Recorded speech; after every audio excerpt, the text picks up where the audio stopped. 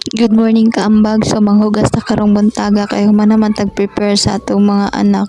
Tuwa na sila ng eskwela na in town. Natatari sa kusina kay manghipos na pud ta, manghugas sa mga hugason, hipuson ang dapat hipusong gakalat ra.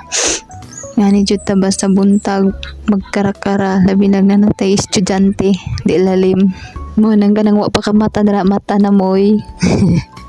Lihok na samtang buhi pa. After na ko manghugas kaambag, magluto ko.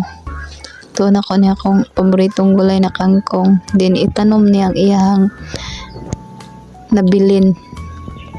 Kuruk, kuruk, kuruk, kuruk, kuruk. Ang pato dari. Bawagan ako gumho. Ang laki man ni kaambag. Ang baian nito dito naglumlum. Kanjing itlog. Taong kapayas kaambag o. Gamay pa kay ni sa una karon namunga na dwarf fresh siya daghan ka siya bunga makakaon na gyud tag bunga sa atong tinanom kaambag mo nagkamo dra pananom na mo